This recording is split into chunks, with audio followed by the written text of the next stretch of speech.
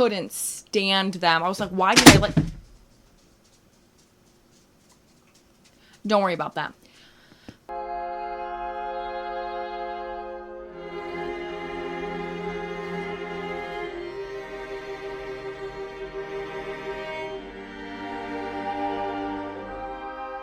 Hi, welcome back. So for this month's video, I wanted to do something really easy, really low key. I'm cooking up something really fun for next month's video. Be on the lookout for that. So I wanted to do just something really low key and simple for this month. Especially because I've kind of been in a reading slump. Don't tell anyone. So for this month, I'm going to be doing one of my favorite things in the whole wide world, and that is reading 1-star reviews of books that I hate on Goodreads.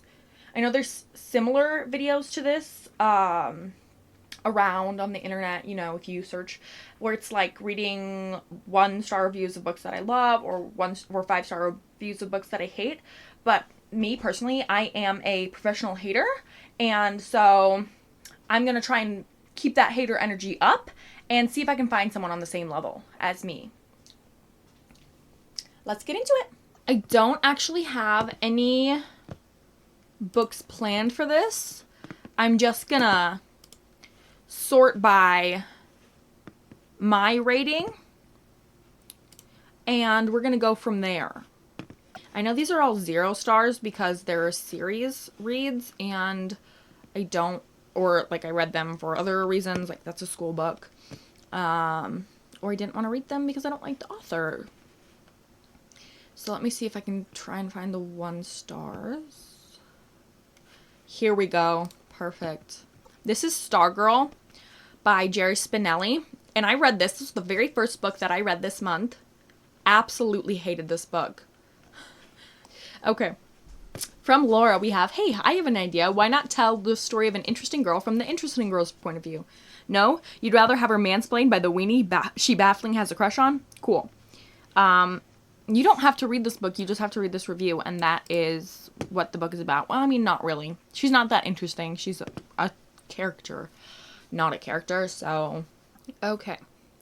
From Emma, we have 1 star. Don't read the description of the book, because that's the entire plot. A weird, and I mean really strange, girl comes to school. Students like her because she makes them happy. Students then begin to hate her because she's different, as if that was not apparent. Randomly, Stargirl and pseudo-main character Leo start dating. They meditate, she tries unsuccessfully to fit in with the school, then she leaves. End of story. The biggest problem I encountered while reading this book was that I hated Stargirl. No, Stargirl, creeping on little kids is not socially acceptable. No, Stargirl, embarrassing people will usually end poorly. No, Stargirl, of course people will think that stalking others is strange. No, Stargirl, you have to observe people's reactions lest you hurt feelings by overlooking others' emotions. No, Stargirl, please don't bring a rat to school. That's unsanitary and risky. I did enjoy that the book touched on aspects of peer pressure. However, I think that Stargirl was just too bizarre to sympathize with. Also, the ending appears to be stealing the spotlight with its message of relaxing, true meditation, and of people coming from stardust. What did I just read? From Faith, we have 1 star. This book was just kind of ridiculous in my opinion. I skimmed the entire thing because it felt like a middle grade, even though all of the characters were juniors in high school. The main character seemed like a 12-year-old, and I just didn't like it. Let's see. Let's find another book to hate.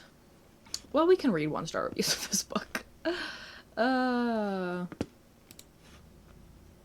This is The Boy Next Door by Meg Cabot. I read this book first when I was in junior high, I think. I had a really big Meg Cabot phase as a kid. Like, huge. I was obsessed with her. I read everything she ever wrote. I'm not joking. And then, what's this year? I think it was last year. No, it was 2 years ago.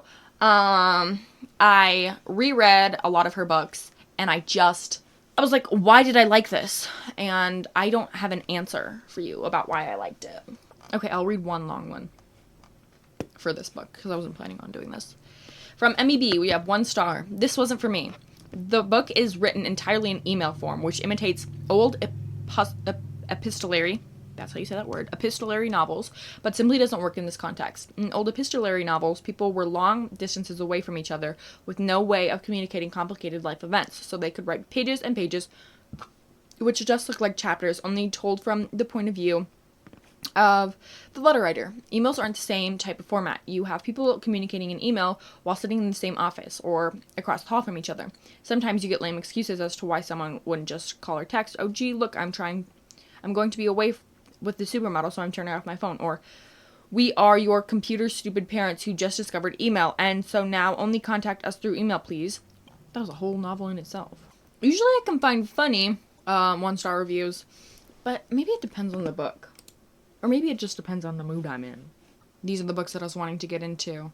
Next book is My Year of Rest and Relaxation by Otessa Moshfegh. Moshfegh?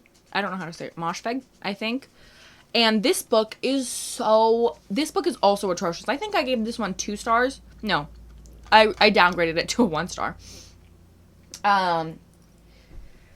It's very, very bad, is how I'll put it. So this is from one of my favorite booktubers. On her booktube channel is called Lily Reads. She has another YouTube channel called As Told by Kenya, and this is her review. 1 star. This book is horrible. I'm not one of those people who, quote, just don't get it, unquote. I understand exactly what this book is trying to do. This book has no deep message, nor is it a stroke of genius from its writer. It is a book about grief, depression, and how it brings out the worst in us, and how we want to escape from the world around us. But life is worth living and blah, blah, blah. Not only do I not like this book, I also don't respect it. I don't respect its writing, its message, its plot, or its ending. This is not a good book. It is pseudo-intelligent. It makes a mockery of its own subject matter, and it is insufferable to read. I know our narrator is being insufferable is the point, and if that works for you, great. But in order for that to work for me, I need a purpose, and this book's only purpose for that is grief and depression, so it feels hollow, flat, thin. From Chan, we have 1 star. It's rare to both enjoy the writing and the concept for a book and then totally hate the execution. But I don't think that a self-obsessed and sort of traumatized wasp giving catty commentary juxtaposed with the idea of sleeping for a year really worked. I certainly wanted it to, but this left me very empty. I think I'm too dumb to really get this kind of intellectualism. From Kate, 1 star. I'll tell you all about it later. I'm currently shocked that people read this and had positive feelings. What exactly did they like? From Casey, 1 star. Ugh. This book has received numerous accolades, which is why I picked it up, but I am not even sure what the point of the story is. Pre-9/11, and our main character, a Columbia graduate, decides to hibernate from society for an entire year by popping pills, power sleeping, and watching VHS movies on her tape player. We meet her doctor, who prescribes her any pill she wants, and her on-again, off-again dick of a boyfriend, and her best friend, whom she despises. Blah, blah, blah. A true waste of time. That's what you need. I don't understand. Lately, he's been wanting to go out a lot because he knows he gets a treat when he comes back in. He thinks he's gaming the system. Next, we have Bunny by Mona Awad. Oh, we already know I hated this book. As Told by Kenya, 1 star. This book has a very particular audience, so I find it hard to believe everybody who read this book because of Book Talk loved it, even though they have never read weird horror before or after this book. For me, this is the worst book I read this year, and anyone saying that they like it post-2022, it's only doing it to be cool, I fear.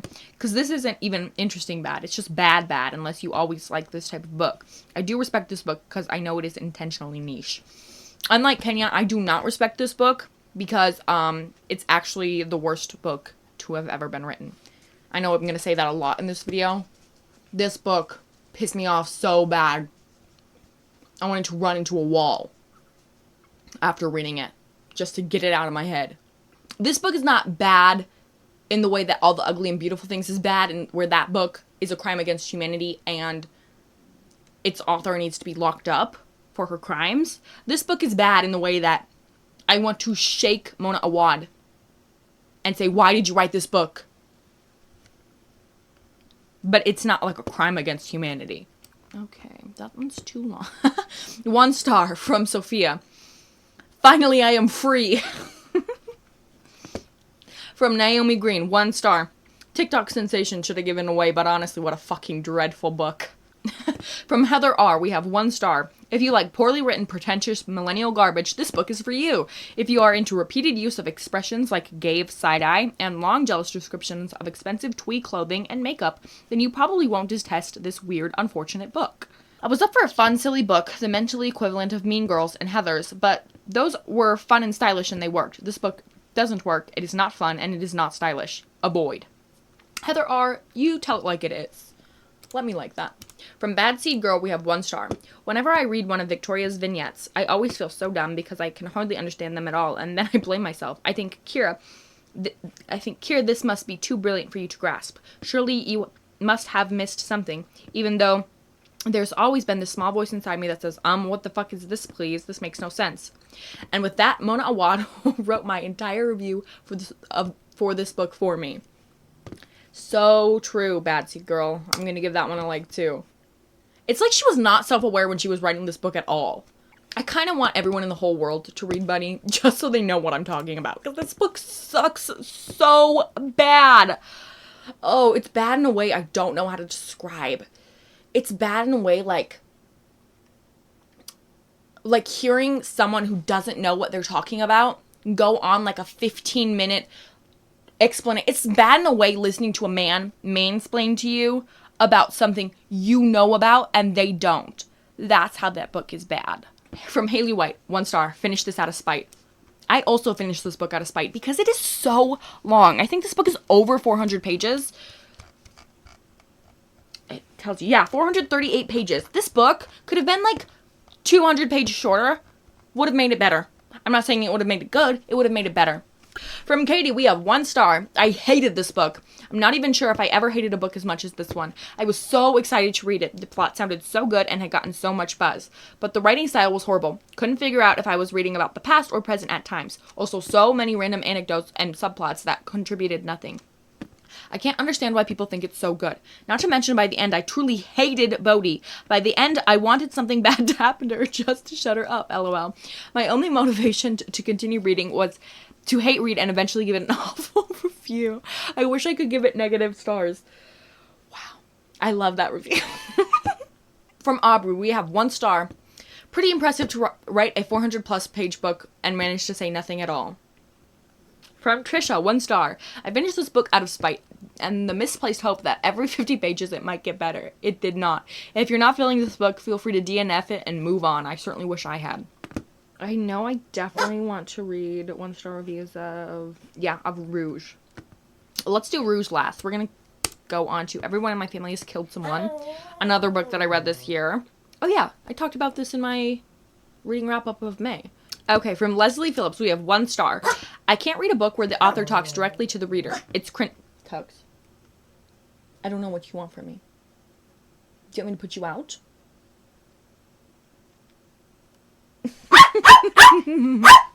Looking at his face is so funny. He's grassy.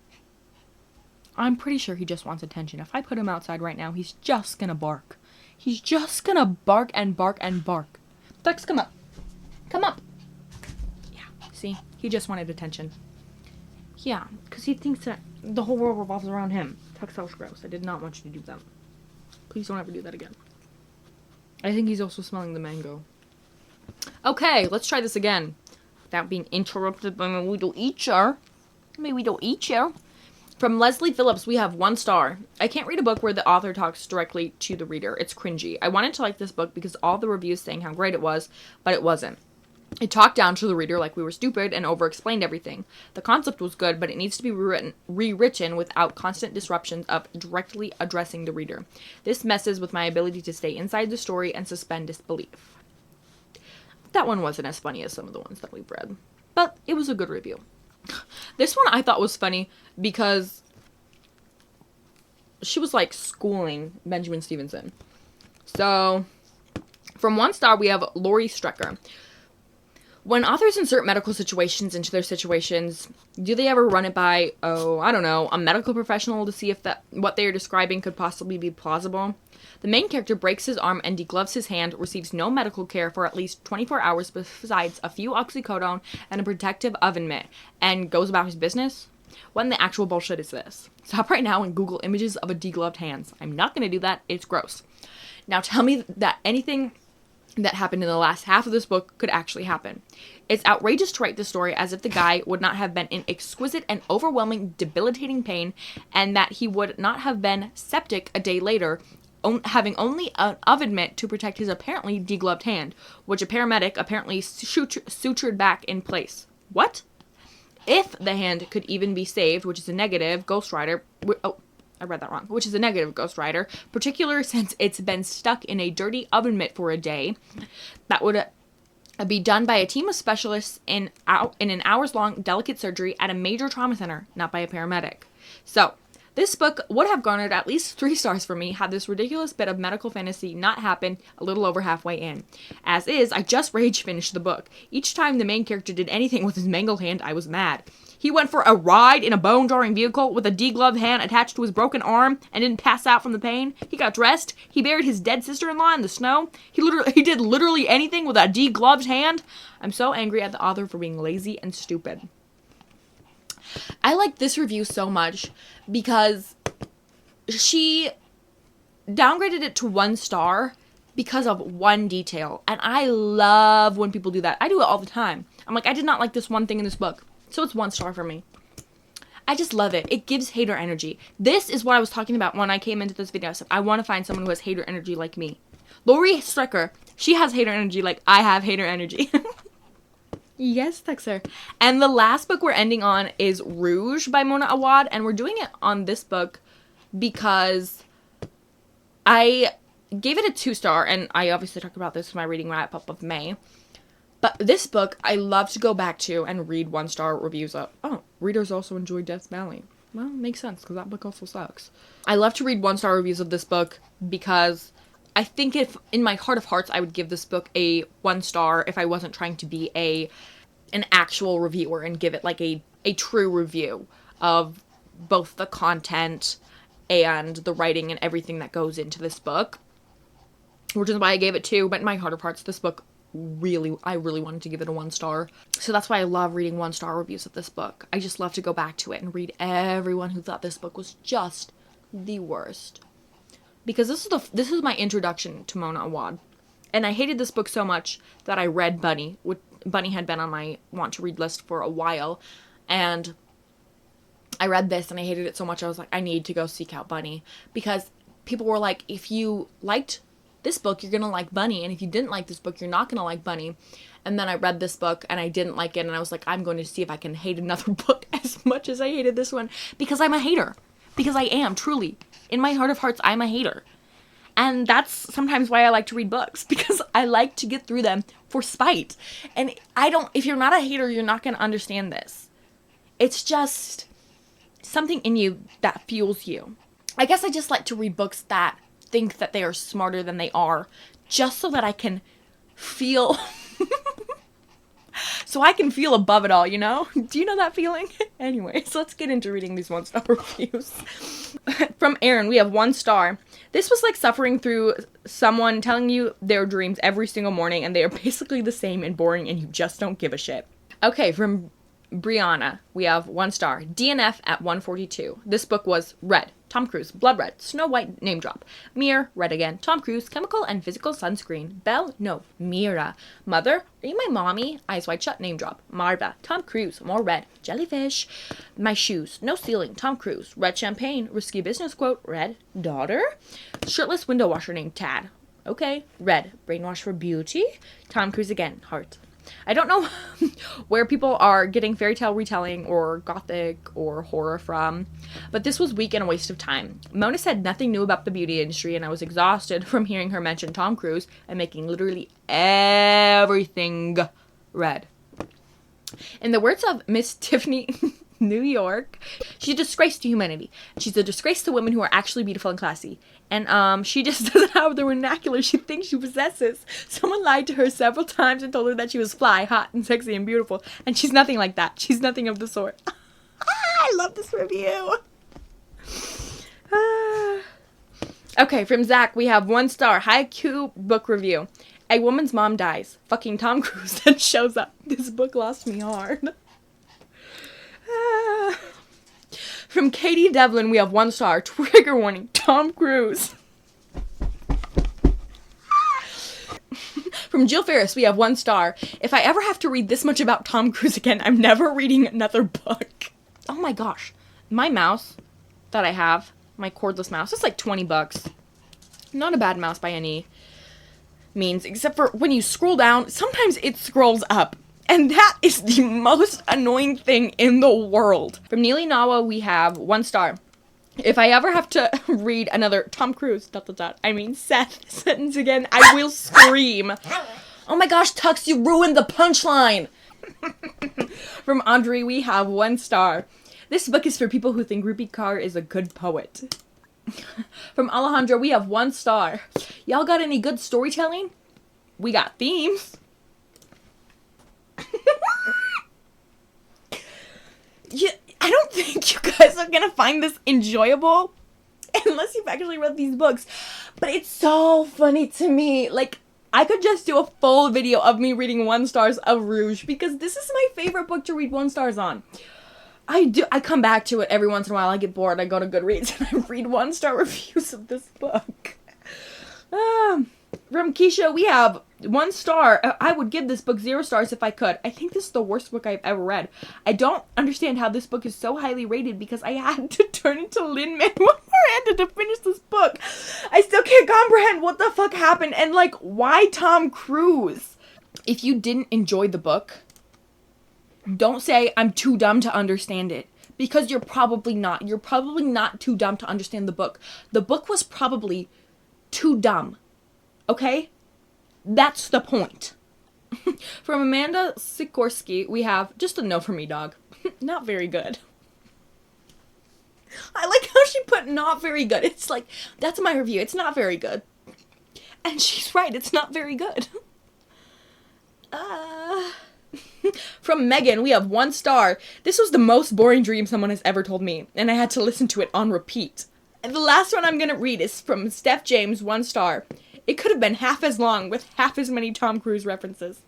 Definitely. Steph, you are so correct. It's funny because everyone mentions Tom Cruise when you do this, because this book it has so much Tom Cruise in it, and it's why does it have so much Tom Cruise in this book? And you won't understand, and it doesn't really, like, it doesn't need Tom Cruise in this book at all. Okay, that's all I have for this video. Go ahead and follow me on my Goodreads, on my Letterboxd, on my Substack. I do have something coming out. Well, not something coming out. I have a few newsletters planned on my Substack, so if you're interested in reading what I have to write, you can, in fact, go follow me over there. They will get posted sometime. School's back in session, so it's getting pretty hectic for me trying to find time to write and research my writing, so. But they're coming. I promise they are. I'm hoping to have them out by the end of the year, at least. So, I don't have anything else to say, I don't think. Good morning, good afternoon, or good night, depending on where you are. And thank you for watching. Ta-ta for now. I just said ta-ta. Ta-ta for now.